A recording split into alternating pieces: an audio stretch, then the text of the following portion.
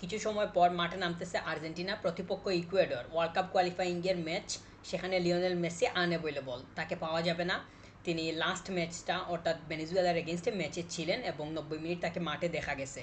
Lionel মেসির কাছ থেকে ওই ম্যাচে 2টা গোল পাওয়া যায়, সেটা আপনারা সবাই জানেন। এই ম্যাচটাতে লিওনেল মেসিকে পাওয়া যাবে না, তিনি স্টার্টিংয়েও নাই, বেঞ্চেও নাই, অর্থাৎ তাকে পুরোপুরিভাবে রেস্ট দেওয়া হয়েছে, যেটা পূর্বেই ঘোষিত হয়েছিল। তো আমরা এই তো ম্যাচটা শুরু হবে কিছু সময় পর। ইতিমধ্যে স্টার্টিং ইলেভেনটা পেয়ে গেছি। যদিও স্টার্টিংয়ে এমিলিয়ানো মার্তিনেজ সে স্টার্ট করতেছে, কিন্তু জিও রুলিকে আমি চাইছিলাম। তাকে নিয়ে আমার একটা ভিডিও আমি রেডি করছিলাম, যেটা আমি পাবলিশ করছি। তাকে আমার মানে পছন্দের লিস্টে রাখছিলাম যে তাকে আমি চাই স্টার্ট করুক, কিন্তু তাকে দেয়া হয় নাই। অবশ্য এখানে আমার পছন্দ অপছন্দের সাথে অফিসিয়াল ডিসিশনের হয়তো কোনো মিল না থাকারই সম্ভাবনা বেশি থাকবে, এবং সেটাই হয়েছে। এবং আমি চাই যে জিওরুলিকে অন্ততপক্ষে সেকেন্ড হাফে যাতে দেখতে পাওয়া যায়। সে নিজেকে হয়তো কম্পিটিটিভ মিনিটে সুন্দরভাবে মানিয়ে নিতে পারবে এই সুযোগটা দিলে। তো গঞ্জালো মন্তিয়ালকে আমরা দেখতেছি বালের দিয়ে স্টার্ট করতেছে, অতামেন্ডি, তাগলিয়াফিকো, এই চারটা ব্যাকলাইনে স্টার্ট করতেছে। মন্তিয়ালকে আমরা পাইতেছি বালের দি, অতামেন্ডিকে পাইতেছি, ক্রিস্টিয়ান রুমেরু সে স্টার্ট করতেছে না। তো এই এই তো চারজন তারা ব্যাক সাইডে স্টার্ট করতেছে, লিয়ান্ড্রো পারেদেস, রদ্রিগো ডেপল এবং অ্যালেক্সিস ম্যাকালিস্টার, তারা তিনটা মিডে স্টার্ট করবে।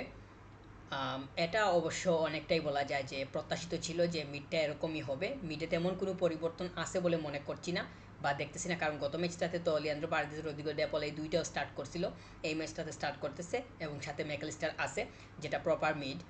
আর আমরা ফ্রন্ট লাইনে দেখতেছি যে সিমিউনে স্টার্ট করতেছে, নিকোলাস গঞ্জালেজ এবং লাউতারো মার্তিনেজ, এই তিনটা স্টার্ট করতেছে। তো ফ্রন্ট লাইনে এই তিনজনকে দেখা যাবে। আর আলমাদা এর সামান্য ইনজুরির কারণে সে ছিটকে গেছে, শেষ পর্যন্ত ম্যাচে নাই। যদিও তার নাম্বার 10 পরে মাঠে নামার কথা ছিল, কিন্তু সেটা হচ্ছে না। তো লিওনেল মেসি এর অনুপস্থিতিতে আলমাদা এর নাম্বার 10 পড়ার কথা ছিল। তো লিওনেল মেসিও নাই, আলমাদাও চোটের কারণে সে বাদ পড়ে গেছে। এই জন্য মাস্তাতোনো সে নাম্বার 10 জার্সি পরিধান করবে যদি সেকেন্ড হাফে তাকে দেখা যায়। সে স্টার্টিংয়ে নাই, আমার কাছে মনে হয়েছিল যে তাকে হয়তো স্টার্ট করানো হইতে পারে, কিন্তু সে স্টার্ট করতেছে না। তো যদি সে বেঞ্চ থেকে আসে তখন তাকে নাম্বার 10 জার্সিতে হয়তো মাঠের মধ্যে দেখা যাওয়ার সম্ভাবনা তৈরি হবে, হয়তো না, নিশ্চিতভাবেই। যেটা আমরা বড় বড় জার্নালিস্টদের কাছ থেকে কিংবা নিউজেও আমরা দেখতে পারছি। তো ওইগুলাকে সামনে রেখেই, ওইগুলাকে বেস করেই বলা যায় যে তাই সে যদি বেঞ্চ থেকে আসে তখন নাম্বার 10 জার্সি পড়বে। গঞ্জালেজ, লাউতারো মার্তিনেজ এবং সিমিউনে, এই তিনটা সামনে স্টার্ট করতেছে। তো তাদের কম্বিনেশনটা কীরকম হয় না হয়, তারা কীরকম খেলে, সেটাও একটা দেখার বিষয় হবে। আমার কাছে মনে হয় যে এটা একটা বাড়তি অ্যাডভান্টেজের বিষয়।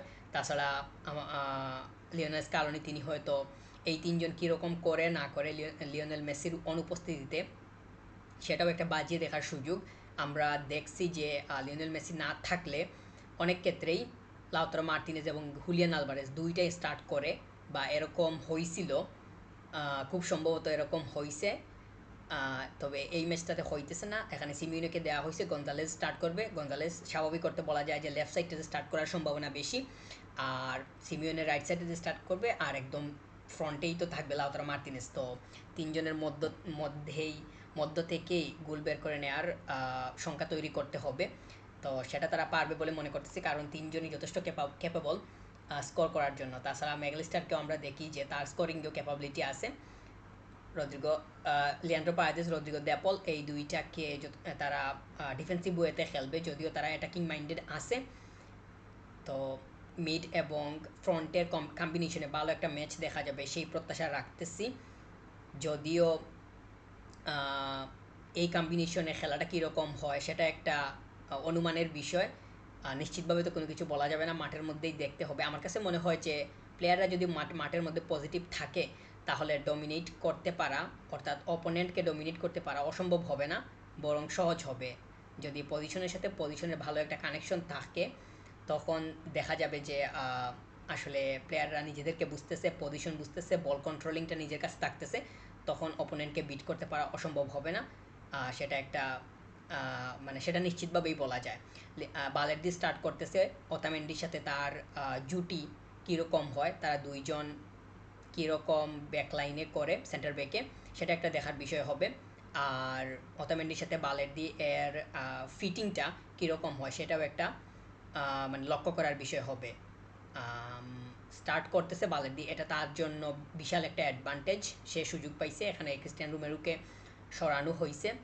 তো যেহেতু ক্রিস্টিয়ান রোমেরো সে ওতামেন্ডির সাথে যথেষ্ট পরিমাণ ফিট, তারা দুইজন যখন মাঠের মধ্যে থাকে তখন দেখা যায় যে তারা কতটুকু আন্ডারস্ট্যান্ডেবল, কিংবা একজন আরেকজনকে কীভাবে মানে সাইকোলজিক্যালি তারা একজন আরেকজনকে কতটুকু পরিমাণ স্ট্রংলি আন্ডারস্ট্যান্ড করতে পারে সেটা খুব ভালোভাবেই মাঠের মধ্যে দেখা যায়।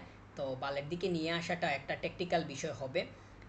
সেক্ষেত্রে কোনো একটা মানে বালের দিকে এখানে সুযোগ দেওয়াটা, অল্টারনেটিভ তৈরি করা, অল্টারনেটিভের দিকে মনোযোগ দেওয়া, এইটা অবশ্যই একটা পজিটিভ সাইন। আমি আমার পূর্বের ভিডিওতে যে এখানে সেকেন্ড গোলকিপার নিয়ে কথা বলছিলাম সেখানে রুলিকে চাইছিলাম, যদিও ইমিলিয়ানো মার্টিনেজকে দিয়ে স্টার্ট করানো হচ্ছে, এবং খুব সম্ভবত ইমিলিয়ানো মার্টিনেজ 90 মিনিটই মাঠে থাকার সম্ভাবনা বেশি দেখতেছি। জিও রুলিকে চাওয়াটা শুধু চাওয়াই থেকে যাবে বলে মনে করছি আমার। এটা বাস্তবিক কতটুকু হয় সেটার জন্য অপেক্ষা করতে হবে, যদিও ম্যাচ এখনও স্টার্টই হয় নাই। এক হাফে যদি ইমিলিয়ানো মার্টিনেজকে পাওয়া যায় আর আরেক হাফে যদি রুলিকে প্রেফার করা হয় সেটা তো অসম্ভবের না, বা সেটা হইলেও হইতে পারে।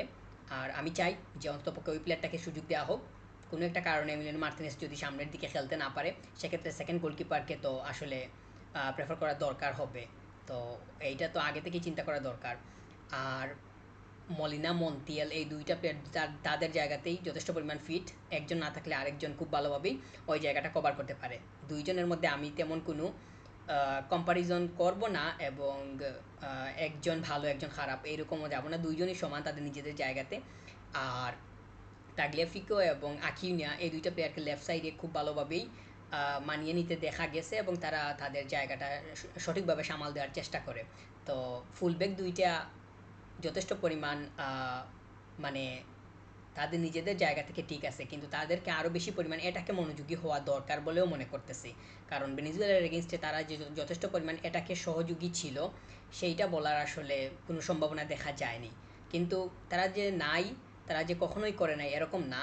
আমরা গত ওয়ার্ল্ড কাপেই দেখছি যে কত দারুণ একটা ফিনিশিং ছিল মলিনার কাছ থেকে। লিওনেল মেসি এর পাঁচটা সে কত সুইটেবল ওয়েতে আন্ডারস্ট্যান্ড করছিল, যেটা আমরা নেদারল্যান্ডসের এগেনস্টে দেখছিলাম। তো ওইটা তো আসলে সে যে গোলটা বের করে নিছে, তার যে পজিশনিং সেন্স কিংবা পাঁচটাকে ধরতে পারার যেই তার মেন্টাল স্পিরিট, সেইটার তো প্রশংসা করতে হবে।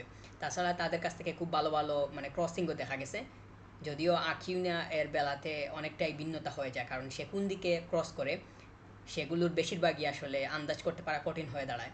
তো তাদেরকে ওই জায়গাতে আরও বেশি পরিমাণ মার্জিত হতে হবে যাতে তারা এটাকে আরও বেশি পরিমাণ সাহায্য করতে পারে। আর এই যে স্টার্টিংটা দেওয়া হইলো, এখানে আমার কাছে মনে হয় যে বেশ কিছু সাবস্টিটিউট হবে। তো আসলে কোন জায়গায় সাবস্টিটিউট হয় সেটার জন্য অপেক্ষা করতে হবে। আর মাস্তাতুনও সে যদি মাঠে নামে সেক্ষেত্রে মিডে নামবে নাকি তাকে ফ্রন্ট লাইনে প্রেফার করা হবে, কোন প্লেয়ারটাকে সাব করা হয় সেটাও দেখতে হবে। আমার কাছে মনে হয় যে মিডকেই হয়তো প্রেফার করার চিন্তাটা বেশি থাকবে। সে ওই জায়গাতে স্টার্ট করার সম্ভাবনা বেশি থাকবে, এবং তাকে নাম্বার 10-এ হয়তো দেখা যাওয়ার, হয়তো না, তাকে নাম্বার 10-এ দেখা যাবে যদি সে বেঞ্চ থেকে আসে। আর ফ্রন্ট লাইনে আসলে হুলিয়ান আলভারেজ সে বেঞ্চে আছে, লাউতারো মার্টিনেজকে সাব করানো হবে, হওয়ার সম্ভাবনা বেশি। সেক্ষেত্রে হুলিয়ান আলভারেজকে দেখা যাওয়ার সম্ভাবনা তৈরি হবে। তো অন্য যারা আছে এখানে আমরা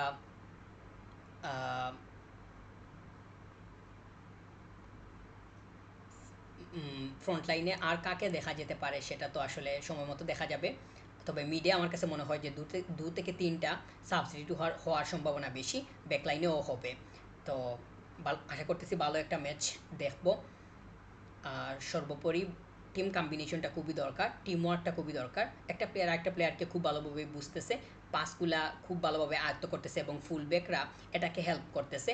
এই বিষয়গুলো যদি ম্যাচের মধ্যে ফুটে ওঠে তাহলে সেইগুলা আর্জেন্টিনাকে সামনের দিকে অনেক বেশি পরিমাণ সাহায্য করবে, যেগুলা খুব বেশি পরিমাণ প্রত্যাশিত।